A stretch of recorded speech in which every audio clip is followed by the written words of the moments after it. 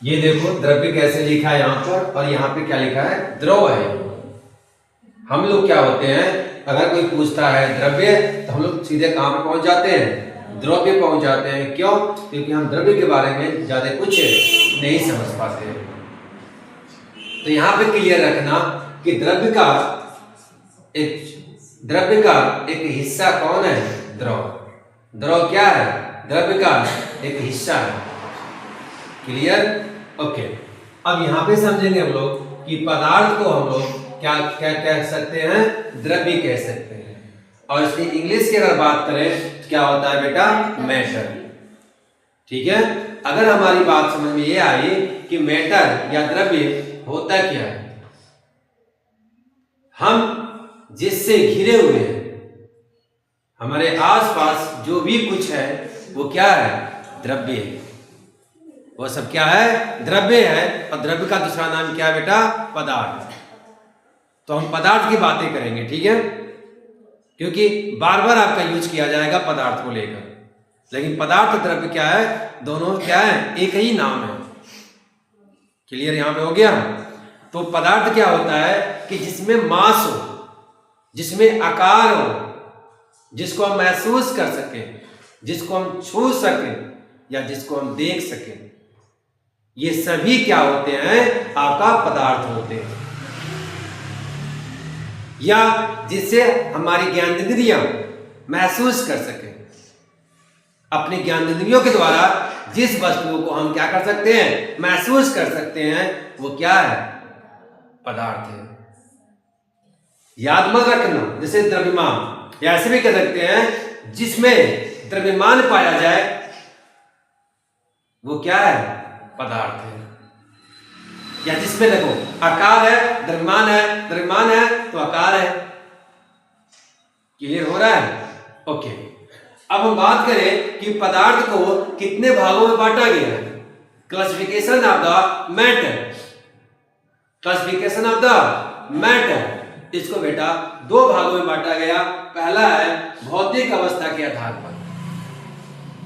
पहला किसके आधार पर, भौतिक अवस्था के आधार पर, और दूसरा रासायनिक संगठन के आधार पर। पदार्थ को दो रूपों में देखा गया। किस रूपों में बांटा गया है, भौतिक अवस्था में और रासायनिक संगठन पर।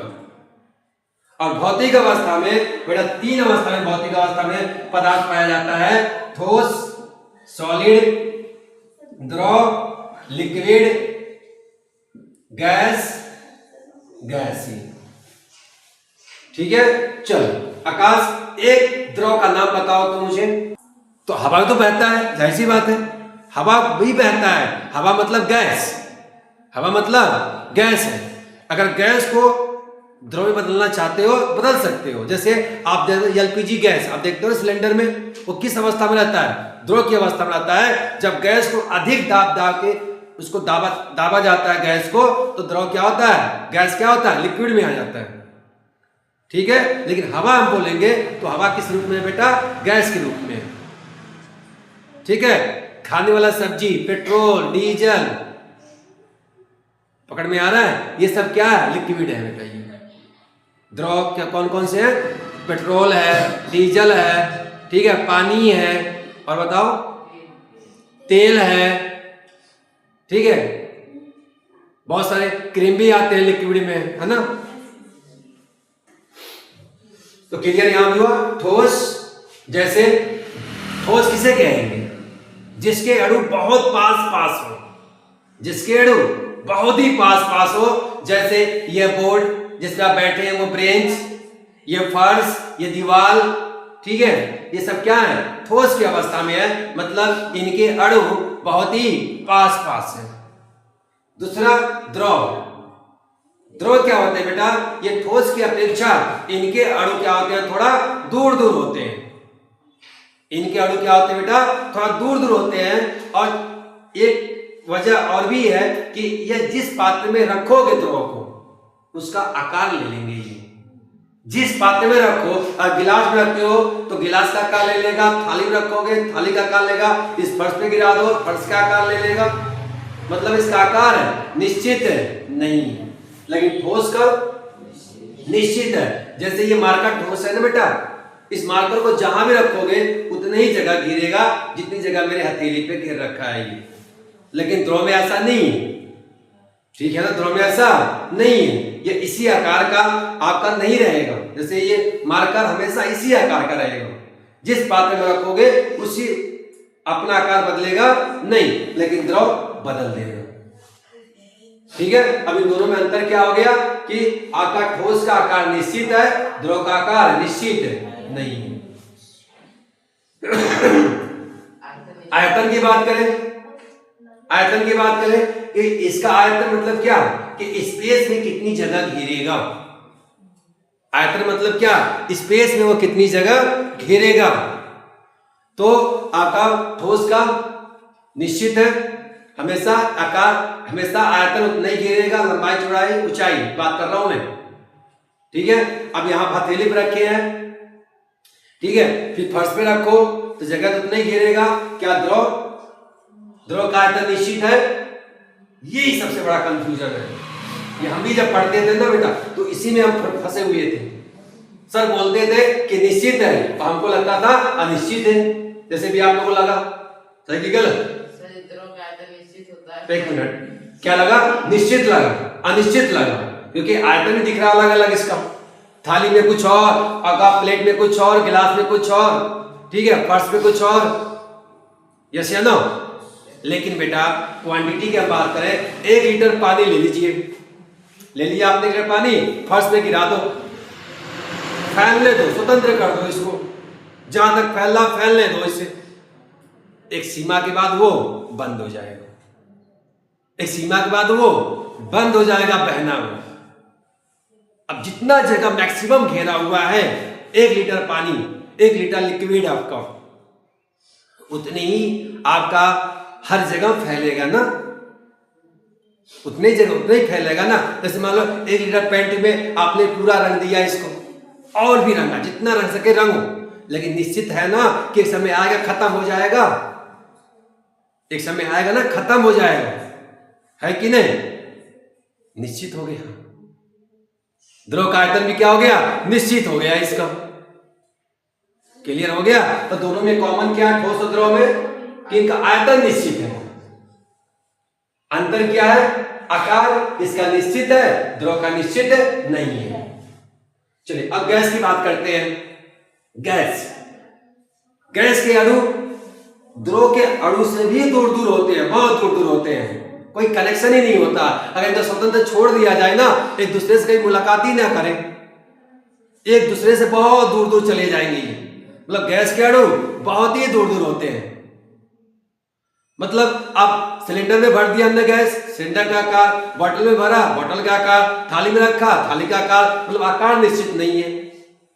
आयतन की बात करें, आयतन की, अगर गैस को हम यहाँ छोड़ दिया जाए, ऑक्सीजन को छोड़ दिया जाए या नाइट्रोजन गैस को छोड़ दिया जाए तो कहां तक फैलेगा ये? जितनी इसकी जगह मिलेगा।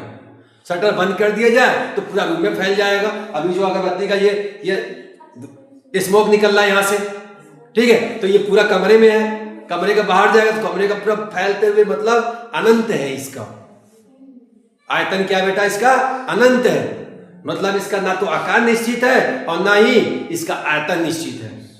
किसका? गैस का। ठीक है, अब तीनों में कुछ कॉमन है क्या? नहीं, तीनों में कुछ कॉमन नहीं है। अच्छा चलो, द्रव और गैस में कॉमन क्या है? द्रव और गैस में कॉमन क्या बेटा? आकार अनिश्चित है। आकार क्या है? दोनों में आपका समान नहीं है। अब कॉमन क्या है? कॉमन यही है कि दोनों में आकार निश्चित है नहीं है। डिफरेंस क्या दोनों में? इसका आयतन निश्चित है, इसका आयतन निश्चित नहीं है। क्लियर हो गया नहीं तीनों में? ओके, अब चलते हैं हम लोग रासायनिक संगठन के आधार पर पदार्थ का वर्गीकरण करते हैं। चलिए अब इसी को उठा के इसमें लिख चला गया हम लोगों ने। कितने भागों में बांटा गया है? 2 भागों में, शुद्ध पदार्थ और मिश्रित पदार्थ। शुद्ध पदार्थ और मिश्रित पदार्थ, ठीक है। अब शुद्ध पदार्थ में,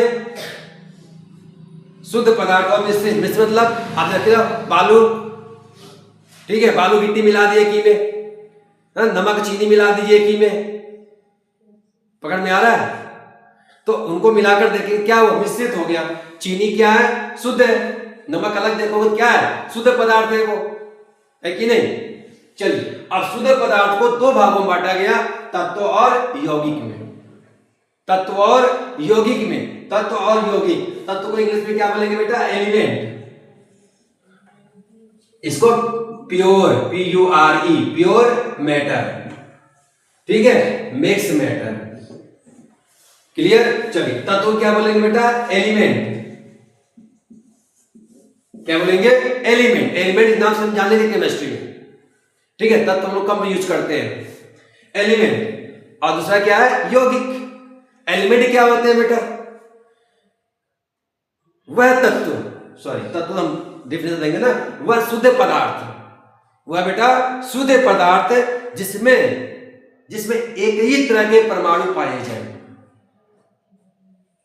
वह शुद्ध पदार्थ जिसमें एक ही तरह के परमाणु पाए जाते हैं, तो उनको हम लोग क्या बोलते हैं, तत्व बोलते हैं। वह शुद्ध पदार्थ, शुद्ध भी होना चाहिए, देखने तो शुद्ध लगना चाहिए ना कि शुद्ध है ये, और उसके जो परमाणु हो एक ही जैसे हो, तो हम क्या कहेंगे, वह आपका शुद्ध पदार्थ तत्व है। वह शुद्ध पदार्थ जिसके परमाणु एक जैसे ना हो। अब परमाणु क्या होता है बेटा, मालूम है ना, अभी आगे पढ़ेंगे, थोड़ा मैं बता दें। परमाणु होता है तत्व का सबसे छोटा कण, तत्व का सबसे छोटा कण को परमाणु कहते हैं, जो रासायनिक अभिक्रिया में भाग लेता है लेकिन अणु नहीं लेता है। अणु परमाणु में क्या अंतर है, अणु और परमाणु, परमाणु और अणु, एटम, इंग्लिश में क्या बोलेंगे इसको, एटम। और इसको बेटा सॉरी मॉलिक्यूल, मॉलिक्यूल। और परमाणु को एटम, अणु को मॉलिक्यूल और परमाणु को बेटा एटम। इंग्लिश में अणु क्या होता है, यह भी पदार्थ का सबसे छोटा कण है, परमाणु भी पदार्थ का सबसे छोटा कण है, ठीक है। लेकिन अंतर क्या दोनों बेटा, ये रासायनिक अभिक्रिया में भाग नहीं लेता है अणु, क्यों, क्योंकि ये स्थायी होता है। जैसे आपका H2, जैसे H2 है क्या, अणु है, H2 क्या है, अणु। अगर H क्या है, परमाणु है, एक अणु इसमें है, क्या ये परमाणु है। अब ये एक अणु एक परमाणु से और संयोग करेगा तो H2 बन गया ये, तो H2 क्या है, अणु है, H क्या है, परमाणु है। ये रासायनिक अभिक्रिया में भाग लेगा लेकिन H2 नहीं लेगा। जब भी भाग लेना होगा इसको तोड़ के अलग करके भाग दिलाएंगे इसको, ठीक है। जैसे आप तीनों को आप जब पांचों एक साथ बांध दे, क्या भाग पाओगे आप, क्रिया कर पाओगे किसी से, लड़ पाओगे किसी से। जब स्वतंत्र कर देंगे तब आप भाग लोगे, मतलब भाग लोगे। क्लियर हो रहा है, ओके, ये भी क्लियर हो गया। चलिए अब चलते हैं हम लोग मिश्रण में। यौगिक क्लियर हुआ, यौगिक में बेटा एक तरह के परमाणु नहीं होंगे। मिश्रित पदार्थ, मिश्रण पदार्थ में बेटा कितने भाग होते हैं, ये दो भाग में मिश्रण होते हैं। पहला समांगी मिश्रण, जो आपके एक ही तरह के, एक ही, जैसे आपका समांगी मिश्रण, जैसे याद दिलाओ मुझे, जैसे पानी और चीनी का घोल, पता ही नहीं चले चीनी कहाँ गई पानी कहाँ गया, ठीक है, दोनों अलग रूप ले लिए, क्या, शरबत। देखो एक जैसे ही दिखते हैं बिल्कुल। ये क्या है, समांगी मिश्रण है, नमक और पानी का घोल, ठीक है। चीनी और नमक को पीस दो एक साथ, पता चलेगा चीनी और नमक नहीं, तो क्या है वो समांगी मिश्रण है, ठीक है। बालू और मिट्टी का मिश्रण दिखेगा ना, गिट्टी और बालू का मिश्रण दिखेगा ना वो। और बताओ मिश्रण, हाँ, पानी बालू का मिश्रण, हमको लगता है क्लियर हो गया है ना। छोटे छोटे कणों से मिलकर बने होते हैं।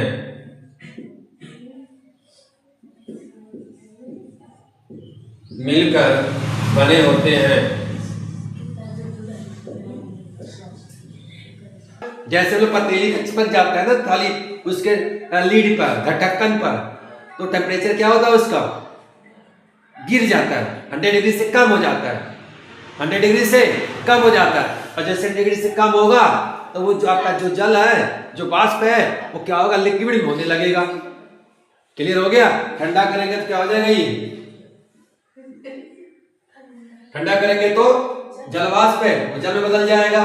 फिर जल को ठंडा कीजिए, ठंडा मतलब, और इसको टेम्परेचर गिराइए, जल का टेम्परेचर और गिराइए, किसमें हो जाएगा वो, फिर बर्फ में आ जाएगा।